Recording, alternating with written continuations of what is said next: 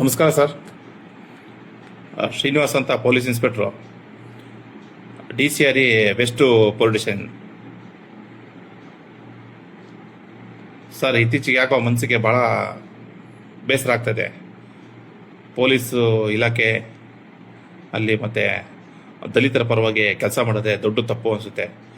ಅದರಲ್ಲೂ ನಾವು ದಲಿತ ಅಂತ ಹೇಳ್ಬಿಟ್ಟು ಸಾಕಷ್ಟು ಕೆಲಸ ಕಾರ್ಯಗಳೆಲ್ಲ ಮಾಡ್ಕೊಂಡು ಬರ್ತಾ ಇದ್ದೀವಿ ಸರ್. ಏನು ಅಂತ ಗೊತ್ತಿಲ್ಲ ಸರ್. ಮೊನ್ನೆ ತಾವೇ ಆದೇಶ ಮಾಡಿದ್ದೆ, ಮಾರ್ಚ್ 24ನೇ ತಾರೀಕು ಆದೇಶ ಮಾಡಿ ನನಗೆ ಉಡುಪಿಗೆ ವರ್ಗಾವಣೆ ಮಾಡಿದೆ ಸರ್. ಅದ್ರ ವಿರುದ್ಧ ನಾನು ಮೊನ್ನೆ KT ಆಡಳಿತ ನ್ಯಾಯಮಂಡಳಿ ನಾಟ್ ರಿಲೇಟೆಡ್ ಅಂತ ಸ್ಟೇ ತೊಗೊಂಡಿದ್ದೀನಿ ಸರ್. ನನಗೆ ಅಧಿಕೃತವಾಗಿ ಇವತ್ತರೆಗೂ DCREಯಿಂದ ಯಾರೂ ಬಿಡುಗಡೆ ಮಾಡಿಲ್ಲ ಸರ್.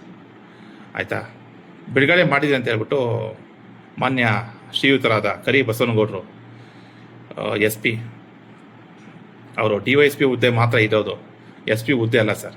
ಅದನ್ನು ರಾಜ್ಯ ಸರ್ಕಾರದವ್ರು ಕೊಟ್ಟಿರ್ತಕ್ಕಂಥದ್ದು ಒಂದು ವರದಾನ ಅಂತ ಹೇಳ್ಬೋದು. ಅದನ್ನು ಅವರು SP ಅಂತ ನಾನೇ ನೇರ IPS ಅಧಿಕಾರಿ ಅಂತ ಬಿಂಬಿಸ್ಕೊಂಡು, ಮತ್ತು ಅವರ ಕೆಳ ಹಂತದ ಅಧೀನ DYSP ಆದಂಥ ಶ್ರೀ ಮಹೇಶ್ವರ ಗೌಡರವರು, ಅವರು ಸಹ ನನಗೆ KT ಆದೇಶಕ್ಕೆ ವಿರುದ್ಧವಾಗಿ ಬಿಡುಗಡೆ ಮಾಡಿದ್ದೀನಿ ಅಂತ ಹೇಳ್ಬಿಟ್ಟು ತಮಗೆ ನಕಲಿ ದಾಖಲೆ ಸೃಷ್ಟಿಸಿ ತಮಗೆ ರವಾನಿಸಿದೆ ಸರ್.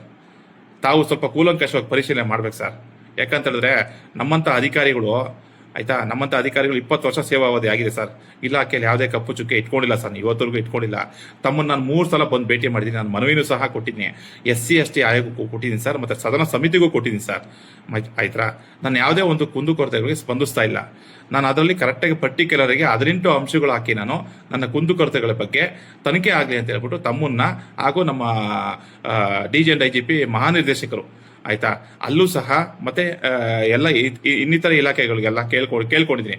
ಇವತ್ತರೆಗೂ ಯಾವುದೇ ಕಾರಣಕ್ಕೂ ತಾವು ತನಿಖೆಗೆ ಆದೇಶ ಮಾಡಿಲ್ಲ ಸರ್.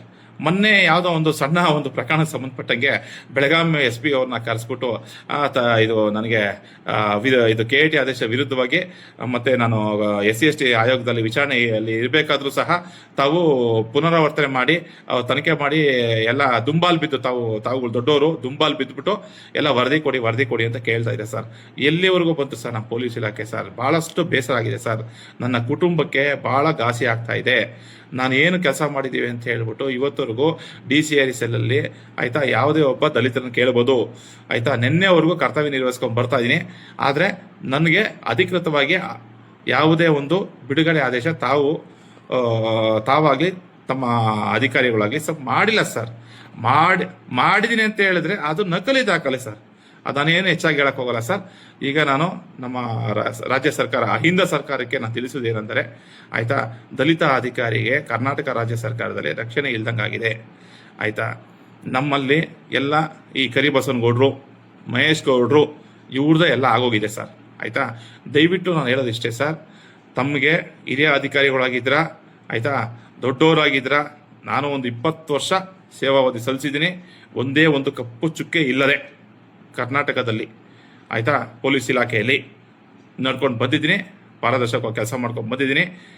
ಆದರೆ ಯಾವುದೇ ಒಂದು ಮುಂದಿನ ಅವಘಡ ಅಂತ ನೋಡಿ ಸರ್, ತಿರುಗ್ತಾ ಇದೆ ತಣ್ಣನೆ ಗಾಳಿ, ಆಯಿತಾ, ಅದು ಯಾವುದೇ ಕಾರಣಕ್ಕೂ ಮುಂದಿನ ಅವಘಡಕ್ಕೆ ತಾವು ಅವಕಾಶ ಮಾಡಿಕೊಡಕ್ಕೆ ಹೋಗ್ಬಿಡಿ ಸರ್. ಏನಾದರೂ ಒಳಸಂಚು ಮಾಡಿ, ಒಳಪಿತೋರು ಮಾಡಿ, ಆಯಿತಾ, ನನ್ನ ವಿರುದ್ಧ ಷಡ್ಯಂತ್ರ ಮಾಡ್ತಾ ಇದ್ರೆ ಖಂಡಿತ ಮಾಡಕ್ಕೆ ಹೋಗ್ಬಿಡಿ ಸರ್. ಮುಂದಿನ ಯಾವುದೇ ಒಂದು ಪರಿಣಾಮಗಳಿಗೆ ತೀಕ್ಷ್ಣವಾದ ಪರಿಣಾಮಗಳಾಗುತ್ತೆ ಸರ್. ನನ್ನ ದುಃಖ ತಪ್ಪದಿಂದ ಹೇಳ್ತಾ ಇದ್ದೀನಿ, ಆಯಿತಾ. ನೊಂದಿರ್ತಕ್ಕಂಥ ದಲಿತ ಪೊಲೀಸ್ ಅಧಿಕಾರಿ ದುಃಖ ತಪ್ಪದಿಂದ ಹೇಳ್ತಾ ಇದ್ದೀನಿ, ಇಲ್ಲಿಗೆ ತಾವು ನಿಲ್ಲಿಸಿ.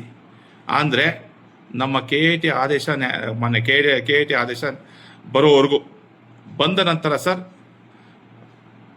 ನ್ಯಾಯಾಂಗ ಇಲಾಖೆ ನಾನು ತಲೆಬಾಗ್ತೀನಿ, ತಾವು ತಲೆಬಾಗಿ ತರಾತುರಿಯಲ್ಲಿ, ಆಯಿತಾ, ನನ್ನನ್ನು ಪಿತೂರಿ ಮಾಡಿ ಬೇರೆ ಏನಾದರೂ ತಮ್ಮ ಅಧೀನದ ಕೆಲಸ ಬಂದಿರಿದ್ರೆ, ತಮಗೆ ಏನಾದರೂ ಆ ಥರ ಇದ್ದರೆ ದಯವಿಟ್ಟು ಇಲ್ಲಿಗೆ ಇದಿಷ್ಟೇ ಆಡ್ಬಿಡಿ. ಇಲ್ಲ ಅಂತ ಹೇಳಿದ್ರೆ ನಾನು ತಮಗೆ ಹೇಳಿದೆ ನೋಡಿ, ತಣ್ಣನೆ ಗಾಳಿ ಬೀಸ್ತಾ ಇದೆ, ಆಯಿತಾ, ಪರೋಕ್ಷವಾಗಿ ಸಕ್ರಿಯ ಕಾರ್ಯಕಾರಿಣಿಗೂ ತಾವೆಲ್ಲರೂ ಆಗ್ತೀರಾ ಅಂತ ತಮಗೆಲ್ಲ ಬಯಸ್ತಾ ಇದ್ದೀನಿ. ನಮ್ಮ ಕರ್ನಾಟಕ ರಾಜ್ಯ ಪೊಲೀಸ್ ಇಲಾಖೆಗೆ ಮತ್ತು ಗೃಹ ಮಂತ್ರಿಗಳಿಗೆ, ಮುಖ್ಯಮಂತ್ರಿಗಳಿಗೆ ಹಾಗೂ DG and IGP ತಾವು ಉಮೇಶ್ ಕುಮಾರ್ ಸಾಹೇಬರಿಗೆ ಆಯ್ತಾ, ದಯವಿಟ್ಟು ಇದು ಮನವರಿಕೆ ಮಾಡ್ಕೊಂತೀರಾ ಅಂತ ಅನ್ಕೊಂತಾ ಇದ್ದೀನಿ. ಯಾವುದೇ ಅವಘಡ ಸಂಭವಿಸಿದ್ರೆ ನೇರ ತಾವೇ ಹೊಣೆಗಾರರು.